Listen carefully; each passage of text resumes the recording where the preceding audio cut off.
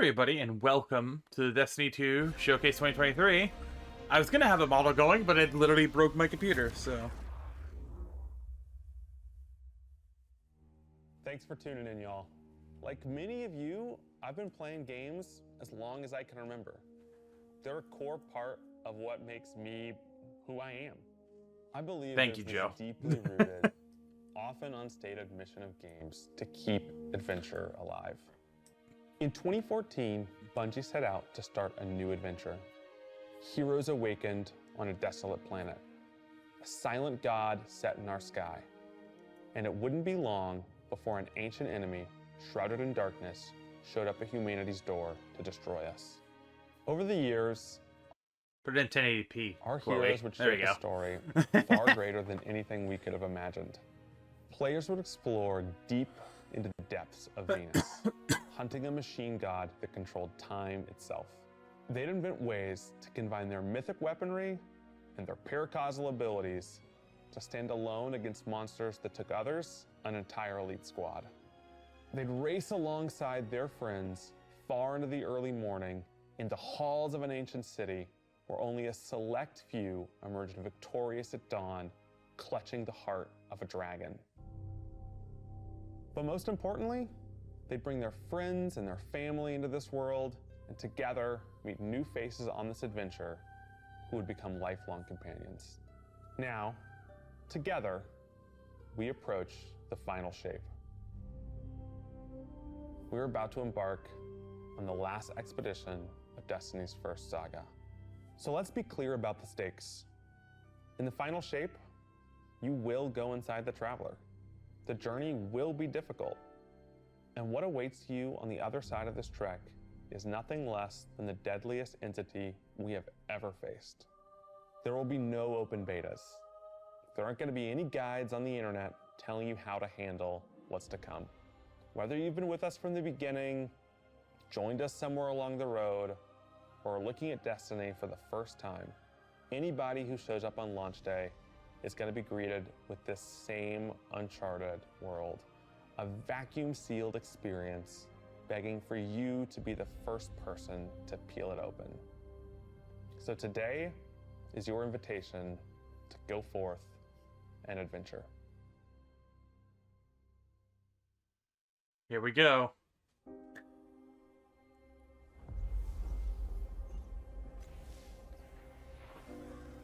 Trailer time. This is Ghost finding us on the Cosmodrome. After all these years, we never talked about it. Why I brought you back. Whoa. Why you were chosen. That armor looks so good.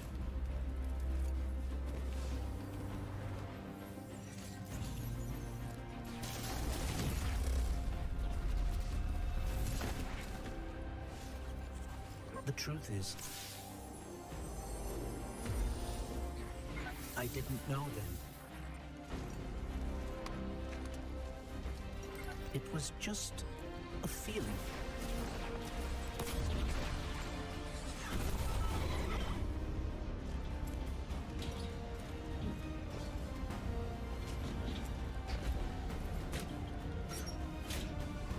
But I know now. After all we've seen, Oh, there he is. all we've lost, Whoa. this fight might be our last. So I'm asking you What? one last time to rise.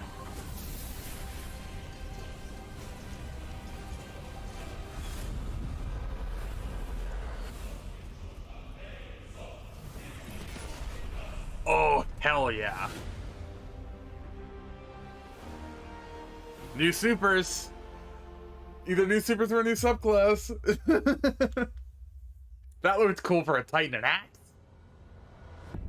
Heart of the This Traveler. is a momentous time in Destiny history. We've been building to this moment for the last 10 years. The final shape is the conclusion to that journey. This is a moment in gaming that as a developer, you just don't get very often.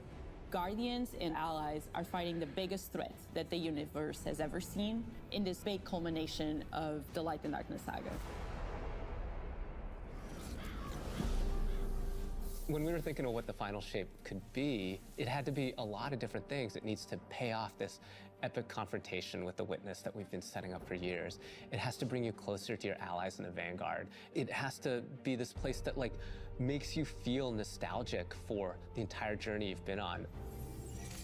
When we were resurrected by ghosts at the very beginning of this story, we didn't know why, but it was for this. The Traveler is asking us for help, and it's our responsibility to protect every living thing in the universe from what the Witness intends to do. When we first start the final shape, we are finally able to go through the portal that the Witness opened in the Traveler at the end of Lightfall. Inside is the Pale Heart of the Traveler. That is the stage for our showdown with the Witness. The Witness has the darkness. It has always had a connection to it. The Pale Heart of the Traveler is what it's trying to use to gain connection to the light. So with both, it can enact its final shape. The Witness looks around and sees a lack of purpose, no meaning. It wants to fix all that. So it's trying to put the universe into this frozen perfection where everything's just exactly how it thinks it's supposed to be. That is the final shape.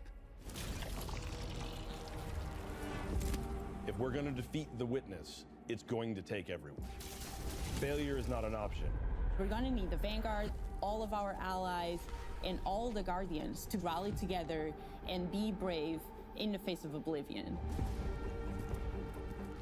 In the final shape, we're going to answer questions at the grandest scale. But what I find really interesting is that it's also a very personal journey where we deepen our relationships with these characters that we've known for so long. Zavala, Ikora, our ghost, get to reconnect with Cade 6. So, like, while there's this great conflict and everything going on around us and stakes of just unimaginable heights, it's still at the end a story told around campfires by a bunch of companions who have been fighting together for hundreds of years.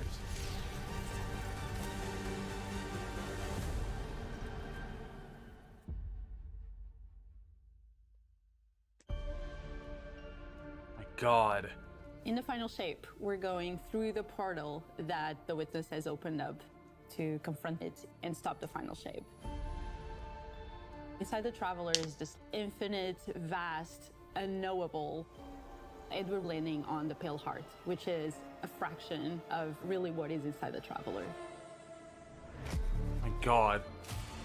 The Pale Heart is weird. It's a little strange, it makes you feel a bit uncomfortable, and it is also just so cool and artistic in the best way. The Witness entered well ahead of any Guardians, and so it's had time to kind of shape what's there. When our Guardian enters, the rest of the Pale Heart starts getting shaped also around what we've experienced. This is the Traveler recreating the world in front of you as it saw on your journey. One of the most memorable locales from Destiny's past is the D1 Tower. It's really a labor of love from the Destiny team. The final shape means so much to everyone who's building it, and I think players are really going to be able to see that. The Pale Heart is our very first linear destination that we've ever done. I would love it if players felt that they began their journey in a place of safety and feel it escalate in danger, in surrealness, because Looks so good. there is this I love it. beautiful evolution of the space. They Whoa. see things that are more and more wrong as they begin to go towards the Witness's monolith. It's kind of this omnipresent, foreboding thing off in the distance. The weirdest things happen as you get closer to the monolith in the form of reshaping. kind of like deconstructing things and putting them back together just wrong.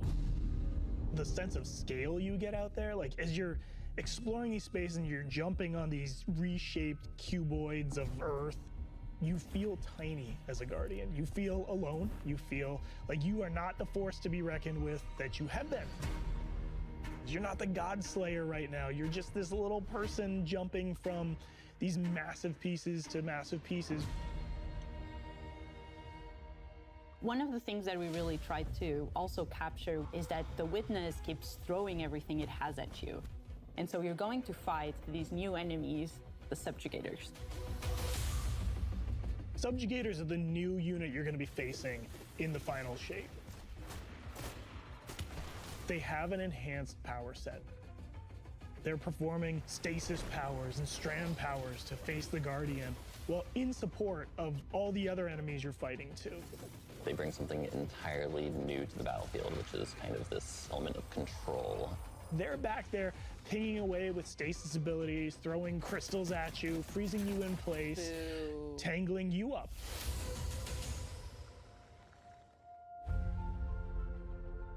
We're focusing you on the campaign and only the campaign.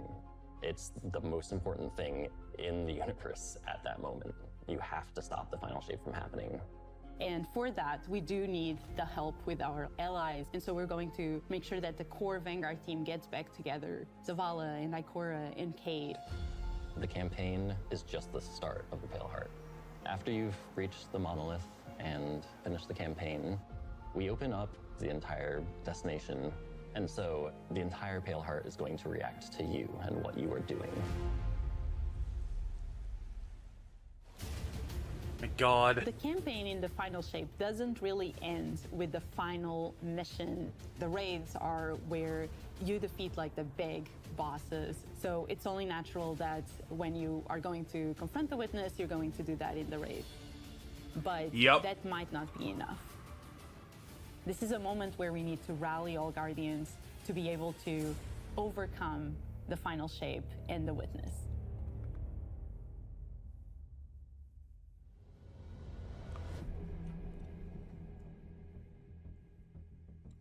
In the final shape, we are inside the Traveler, very close to this energy. This allows us to have new supers, Arc, Solar, Void. We want to create something that turns you into an offensive powerhouse, but also can benefit your allies in a support capacity. There is this thread. So it's just straight up new team supers. play Okay. And like working with your friends to overcome the odds. Void The Axe, Warlock hell yeah. Super is this ultimate expression of solar energy coursing through your Guardian. This Solar Warlock Super is a callback to Radiance from D1. Other than Golden Gun, this is the only other first-person super in Destiny right now. Your melee's like all these projectiles going off, doubling the amount of projectiles. Your grenade almost being sentient as it searches around, and then it hits a character and bounces off and goes to another one. And you're so overflowing with this energy that you are also giving it to your allies, allowing them to have their solar weapons supercharged, applying Scorch when they're shooting. The new Solar Warlock aspect, when I cast my Rift, it is going to create this little solar soul that when it sees an enemy, it launches part of itself out and hits the enemy and explodes and scorches them. It just feels very alive. Solar Buddy! Solar Buddy! Finally! Twilight Arsenal. It's a layered super. This is the only ranged one-off offensive super for Titans in the game. The Titan jumps up into the air, summons this giant void axe, throws it, summons another one, throws it, summons another one, looks at a different group of enemies, throws it. And when these axes fly through the air, they stick into the ground or an enemy, do their void gravity thing where they suck a bunch of energy and enemies in and then explode. But that doesn't destroy the axe. The axe sticks around and you and your allies can go and pick up that axe and start wailing on enemies with it. This super is insane to me. The Void Titan aspect, I press and hold my grenade button to consume my grenade and turn it into the shield. The more damage it takes, the more it charges up, and then I can release that and it creates this blast that deals massive damage. Oh, that's cool. Oh, I'm eating good as a Titan. The Hunter Arc Super. Arc is all about finding the shortest distance between 2 points. The Hunter kind of rears back, takes this knife and throws it across the world, and then is able to blink to its position, do the slash that just decimates anyone nearby. One really great thing about that is not just you do it once, but you're able to do it 3 times, along with devastating attacks each time you do it. The Hunter has an aspect. We take our staff, we twirl it in the air, which propels us upward. It creates this burst, which amplifies you and any allies near you. It almost makes it feel like you're playing a fighting game, right? Like these combos that you're chaining together to do these different moves. It like takes that sandbox to the next level. The more aspects we have, the more capable we are to do that. It feels like you're like riding the lightning, you know? Like that instantaneous, like... That was good, but I think it's more like... I like it. That's only for those 3. We might see more later, but... Weapons team has been working on all sorts of goodness. We've got exotics, we've got legendaries, we've got perks. We're always cooking up stuff. We're always playing with stuff that we think is like really interesting or taking inspiration. Proctor. We have Tessellation, which is this exotic pyramid fusion rifle. It has the really intriguing property of adapting your Guardian's current damage type. This will be the first time that you can run a weapon that can adapt to be strand or stasis in the energy slot. So you'll be able to run an entirely strand or entirely stasis loadout. Tessellation has the additional property that you can special reload to reshape your Quicksilver grenade of this. and suck it into the weapon, and then fire out a super destructive single projectile. Oh It's a real special weapon. What's the one specific exotic that I can make that's like really zany that you would like right now? What if Golden Gun was a sniper rifle? What if you could harness the might of the Traveler? You know, we had a moment where we saw that Traveler Beam cutscene. I know people on Weapons went, I kind of want that. You're like, that is incredibly dope. So we've got this opportunity to bring back these iconic Destiny 1 weapons, but really turn it into something that feels unique in Destiny 2. We have to bring Dragon's Vostok Breath into the fold. The Red Death exotic pulse rifle. And Dragon's Breath. Burn the world, burn it all. Dragon's Breath of In Kavastom! the final shape, we have new weapon subfamilies coming, broadening what existing weapons can be. Really, like, bordering on exotic functionality. So, for example, we've got a rocket pistol sidearm subfamily. We always like special ammo sidearms. This fires tiny, slow-moving rockets. They hit very hard, do a bit of AoE damage.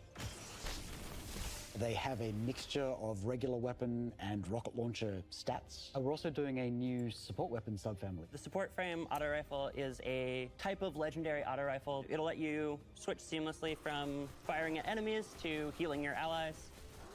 I'm Whoa, really that's excited cool. to Okay. bring it to dungeons and keep my team alive, honestly. That's cool. All right. The weapons team is always coming up with new ideas. We've got a ton of new cool stuff coming over the next few years, and some new and really wild ideas, which we're pretty excited about. That's cool. I like that. Okay, more weapon Come on, types. I like take that. a load off. We've got a lot to cover. Cade. This place is only big enough for one dashing hero type, and that's me, so... I'm back! Hey, you two, give me a sec. I was magnificent. This is great. Anyone want a hug? Get your rock Off my map. There it is. Worst case scenario, you die. But who knows? Maybe you won't. Oh. I love the... I know people think Cade's too comedic. He's very, like... elegant. No, I don't want to say elegant. He's very flamboyant. Better get back to it. He's like the showboat of the 3 characters, and I like it. You need that showboaty character, one who's way too cocky for his own good. That's what ended up getting him killed. In this moment where we're driving to the end of the Light and Darkness saga, it's great to see Cade like return to this world at this moment with all this change about to culminate with this confrontation with the long-standing enemy, the Witness. Cade is the quintessential hunter. His presence casts such a long shadow over the story of Destiny, whether it was when he was alive or when he was dead. What Cade goes through in this journey, how he serves as a catalyst for the other characters, the events that are uncovered to have brought him back. This is how the story had to end. There was no end to the Light and Darkness saga that didn't have Cade here alongside his friends to finish the job. Once we started digging into the nature of the Pale Heart, I think that crystallized Cade's role as a guide. Cade is Virgil, and he's our guide through this other place. Cade is the one who is the most appropriate person to be the guide, because that's his job. That's always been his job. It just feels so natural for Nathan to be back in the booth. It felt amazing to just see him slip back into the role, like, without missing a beat. Right, instantly. In the flesh, or metal, as it were. Cade's the glue that's always held Zavala and Ikora together. Having him back puts them in a position of questioning where they've been and what they've done without him. You think about the journey that Zavala's been on and how he's been taken down this dark path, and you think about the weight that's been on Ikora, having to hold the Vanguard together, having Cade's voice of levity and brightness that he brings to that group. I think is going to be great for them. Well, at least we have each other. We Colonel! want people to take away Colonel! that sense of reunion and that idea of like the gang being back together for this moment. I'm here Their now. cutscene quality's improved so much. Wherever the hell here is.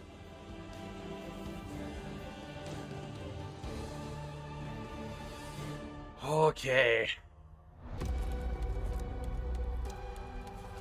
So Cade is the Virgil of this sort of experience, but let's see where we're going. Or how we're getting here. Unlocking the path. Guardian, the Here we witness go. poses a dire threat, Season 22. and the Witch Queen holds the answers we seek. But only if we contend with her sister, Zivu Araf. It rests with me. Will you come back from this? Do not be afraid.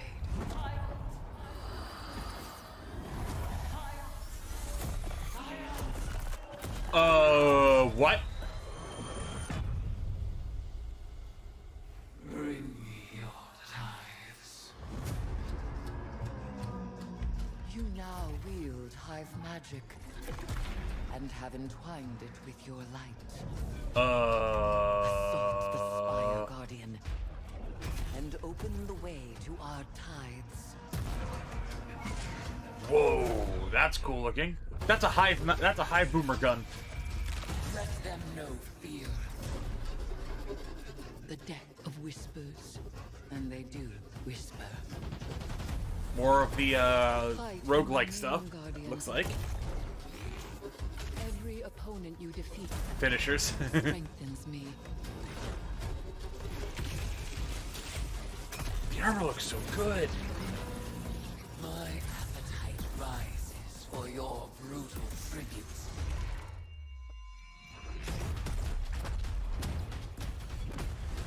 Let us show her what it is to be Hive.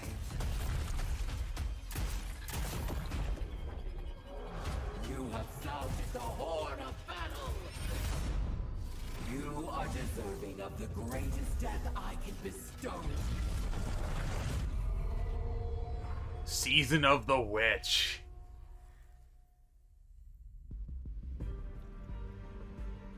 Season of the Witch is our opportunity as players. We've been annihilating and breaking Hive spells, and now we finally get to cast them. At the end of Season of the Deep, we learn that Savathun has the key to getting into the portal that we need to go into. That means we have to go find Imaru, her ghost. Imaru's like, not so fast. We've got a bigger problem first. And that bigger problem's name is Zivu Araf. If we fight her, she only gets stronger. Eris has an idea. It's a really good It's idea. a wild ass idea, yeah. She determines, like, well, the best way to fight fire is with fire. We are channeling all of that energy that we're creating by going through, by eliminating enemies, and we're tithing to our friend Eris. Bring me your tithes. What does that mean for the characters and the player to kind of like be like Savathun? And that's where we went down the path of having Hive Eris. We want to extend that magical fantasy into the player then. That ability to have overwhelming magical power, that risk and reward into all of our activities and systems experiences. And so that's what led us to come up with things like Deck of Whispers. Whoa. It's this magical deck of cards that creates amazing synergies with your buildcraft meta and with buffs and the activities. They can then choose these cards at will, whichever ones they want, and then that really leans into the build crafting. You actually are getting cards that you can then use to place on the battlefield and change the way you play. I'm such a sucker for deck building. Like being able to like bring that element into Destiny gameplay has just been like, oh, chef's kiss. Yeah, it's really super fun.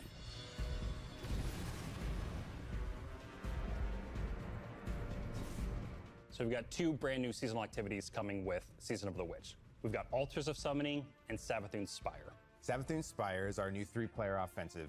You're doing a lot more with the Lucent Hive magic, but it's got a high amount of combatant density. It's got additional random encounters that you can come across. The Witch's Spire itself, Savathun's Spire, was like her reliquary for all these different magical experiments as she was learning the light. You're there in order to learn as much as you can in order to become a master spellcaster, right? To become like Savathun. The Altar of Summoning's activity is really exciting because you can spend like 20 minutes in it or you can spend 2 hours in it. It's a 3-player experience that you can hop in and hop out of. As you're going through this activity, you're filling the tithing bucket. As that tithing bucket is filled up, you'll get progressively more rewards.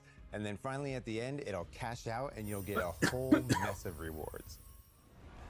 Ooh, nice looking ship. I like that ship. I like all the really stuff wanted to we've make seen sure so far. that there was a home for any exotic mission content coming in seasons after the year has passed. And so we developed what we're calling the exotic mission rotator.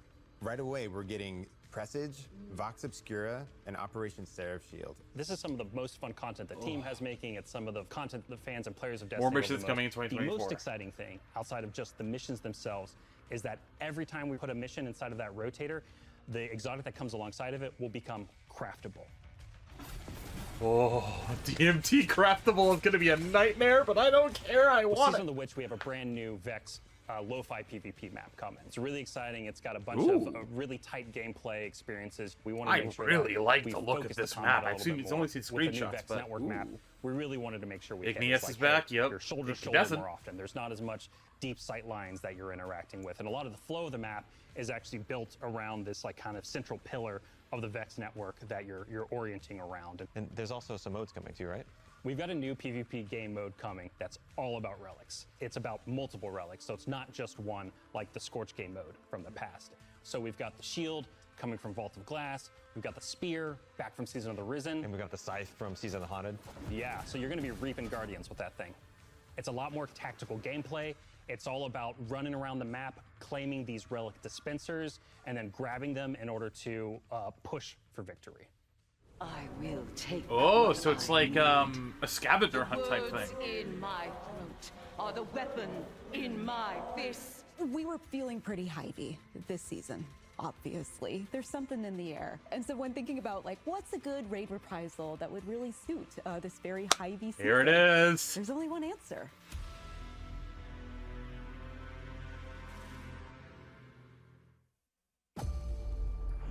Crota's End, baby. He's back from the dead. I have seen what the Hive call a god. Crota's End returns.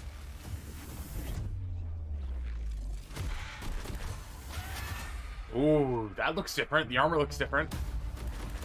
I actually have never done Crota's End, so I actually don't know if that's the right armor, but that looks different. Ooh. Necrochasm! Definitely did bring it back! Oh no, it's gonna suck, isn't it? Omnigul? Crota. Maybe they added a new encounter, because I think usually you jump right into Crota, so maybe there's gonna be a Omnigul encounter? September 1st. At 10 a.m. You can earn... That is a cool-ass raid ring. United we rise. Heading into the final shape, we really want to rally all Guardians at the end of the Light and Darkness saga. We want to reduce those power barriers, as well as catch people up on key story beats and make sure that they have a really great and easy time connecting with other players. New player stuff?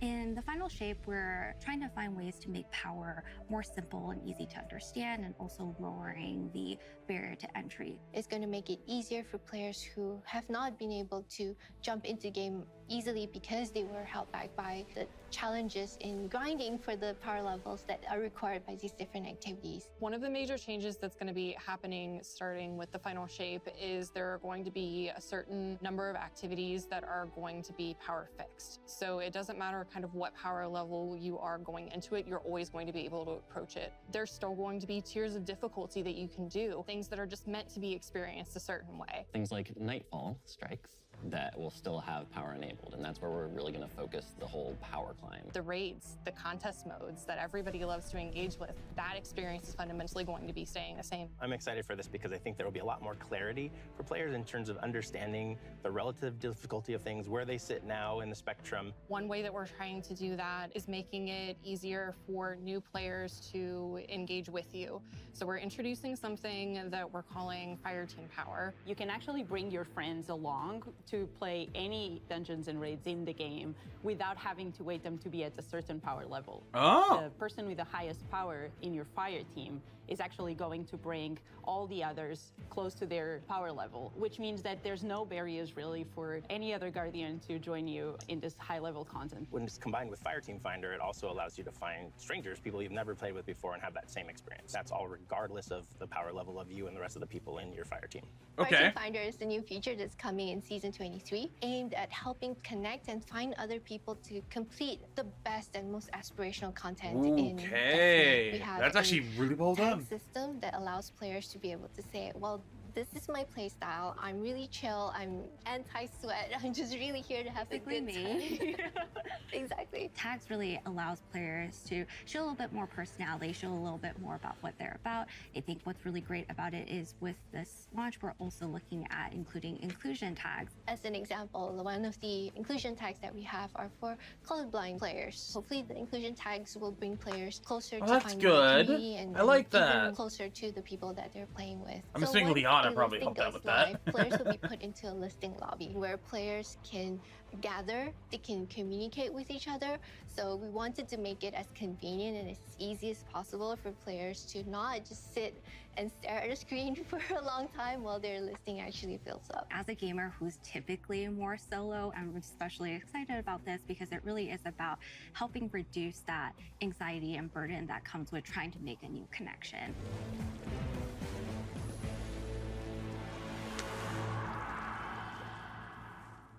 The feature coming out today that I'm incredibly excited about is Timeline Reflections.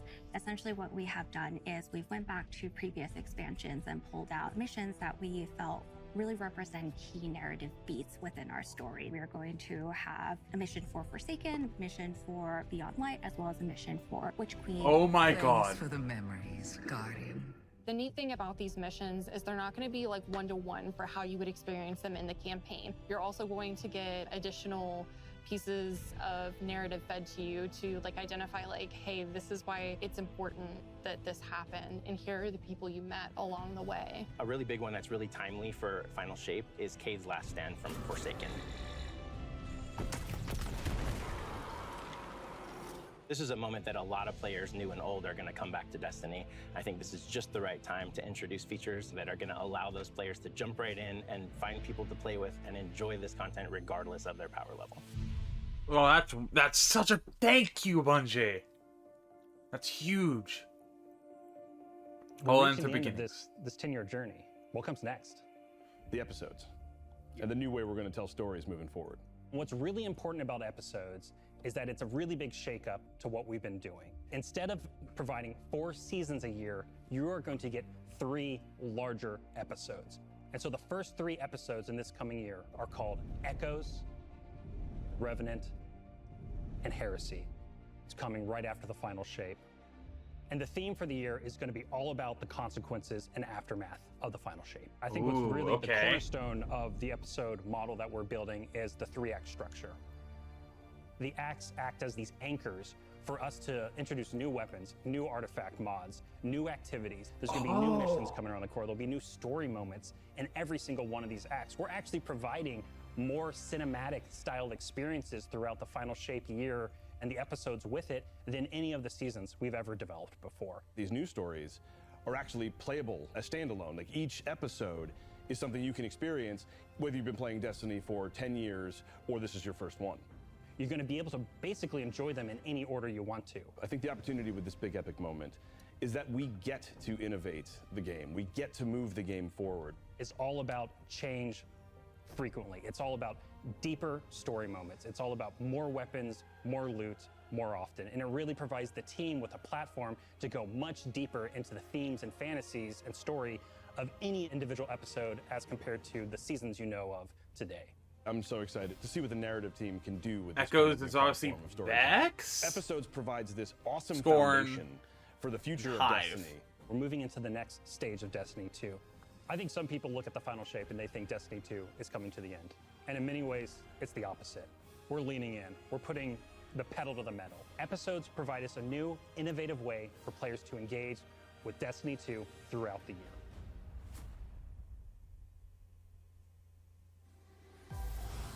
What makes a guardian? Oh, here we go. A guardian. Devotion, bravery, sacrifice. At the beginning, there was a little tribute to Lance in memoriam. By This is something greater than ourselves. Guardian. Guardian? Eyes up, Guardian. Shaped by the fires of each new battle. Do we get to hear? We are forged and sharpened into what we must become for the fight ahead. We are the final line that halts the second collapse. All of us. Every Titan. Every Warlock. Every Hunter. What is it the Guardians say? Devotion inspires bravery. Bravery inspires sacrifice. Sacrifice leads to death. The line between light and dark is so very thin. That's a nice moment. Let's cross it together.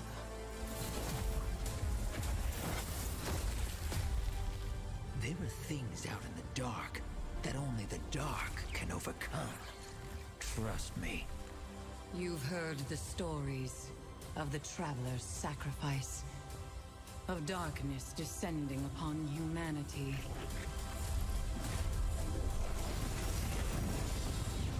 Our purpose is its end.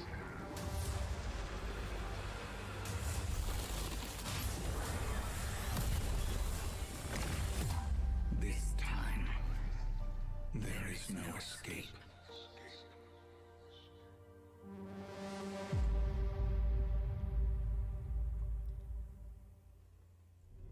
It's going to be an exciting year for Guardians.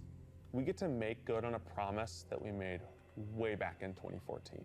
There was classic rock blasting, a fire team racing across our solar system, and at the end, a simple message: become legend. Today, you got a glimpse at how we'll be cementing your legend in this upcoming year. We're going to be heading inside the Traveler, experiencing a destination unlike anything we've ever built before. We'll face the biggest bad we've ever made, and we'll do this all alongside a streamlined progression system, allowing us to easily play with friends in any content in the game. And as the dust settles in the final shape, we're going to continue our legends in Echoes.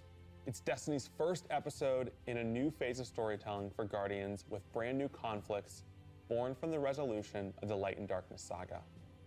These first episodes are just the beginning. But if you're chomping at the bit to see how the Light and Darkness saga is going to kick off the future of Destiny 2, we've got a ton of great content for you to jump into today.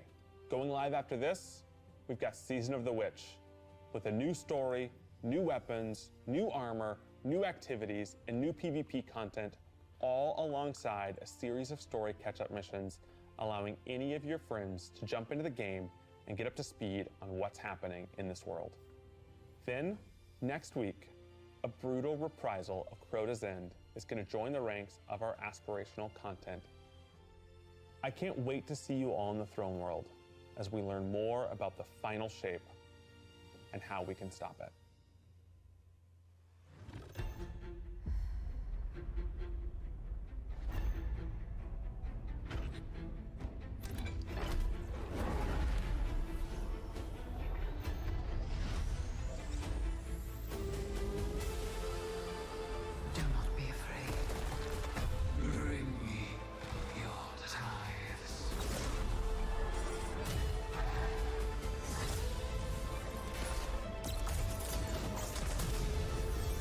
all these years, all we've lost,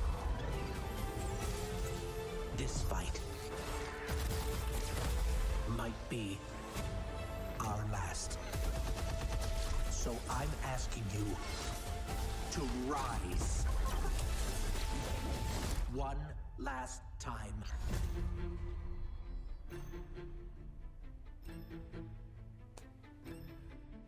All right.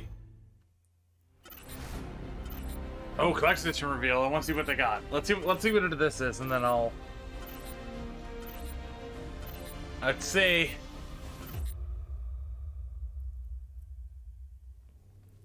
When we create a collector's edition, we try and recreate items from the universe for players to enjoy outside of the game. So this year we're doing a Destiny 1 tower. We really try to work hard at thinking about 10 years of Destiny and how best to encapsulate that experience. Even as the game dev who've worked on it since day one, like I think having it be the tower is super exciting for us because it's going to kind of catalog your journey of a player from when you first started playing Destiny all the way to now. The tower, it's kind of like the beacon in which you're a place you can call home. You get the tower, and then there are actual figures of the Vanguard mentors that accompany that architectural model. And there's a lot of like hidden messages and hidden things. There's gonna be some fun surprises. We're always trying to push the envelope. And so we've been playing a lot with magnetic locks and sound effects and lights, just sort of make this experience as a whole really special. It's sort of the perfect symbol of Destiny. I'm so excited for it. Me too.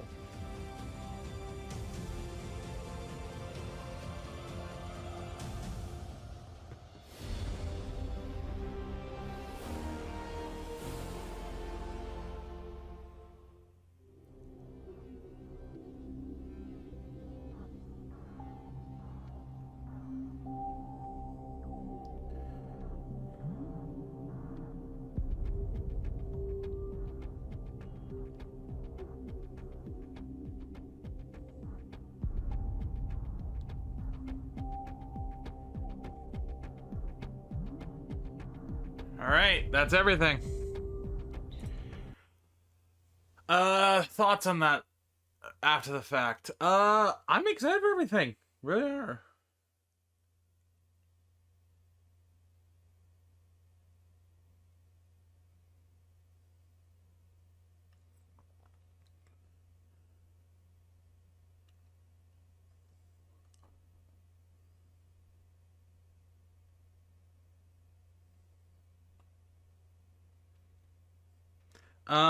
But yeah, other than, like, obviously, I think overall that's really good. It's, yeah. I think just overall, us getting as much information as we did is good. And I don't have much else to say. I'll probably be hopping into the season because it's about another 15 minutes till the update goes live. And you'll be seeing that video on Friday of all the the main season story. And then any other bits and pieces will be uploaded probably throughout the rest of next week. That being said, hope you guys did enjoy. And if you are new here, happen to maybe click on this because it gets put in your recommended or whatever. Subscribe. I upload videos every single day on not just Destiny, but on a variety of different games. Destiny is probably one of the games I like to play the most, although I don't upload as often. But yeah, I'll see you guys next time. Everybody, and stay safe. If I can go over here.